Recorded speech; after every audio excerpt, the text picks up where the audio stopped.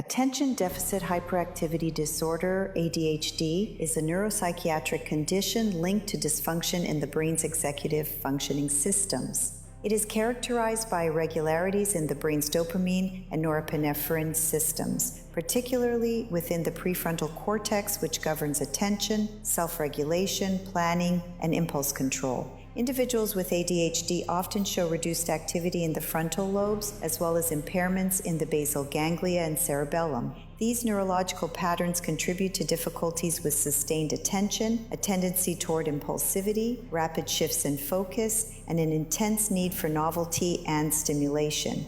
The causes of ADHD are multifactorial. Genetic predisposition plays a major role. If one parent has ADHD, the likelihood of a child developing it increases significantly. However, early developmental factors are also critical, such as prenatal complications, maternal stress or substance exposure during pregnancy, perinatal hypoxia, and adverse environmental conditions during infancy and early childhood.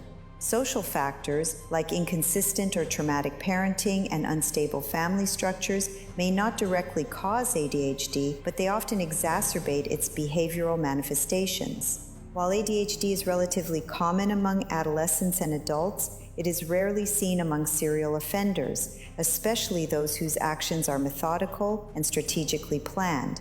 However, one particularly unusual case stood out in this regard. In that instance, the behavioral profile strongly indicated the presence of ADHD-like traits. The individual wasn't merely impulsive. What made him difficult to track was the erratic nature of his behavioral patterns. He frequently altered his methods, locations, timing, and even motives, displaying a chaotic modus operandi that defied traditional profiling techniques. One of the most striking features uncovered during the profiling process was the absence of ritualization.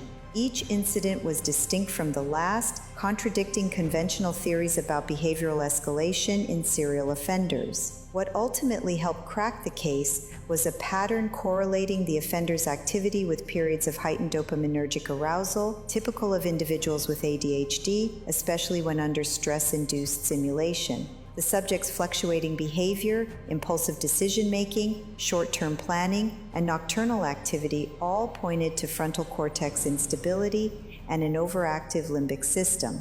These neurological and behavioral indicators shaped a profile that played a critical role in bringing him to justice.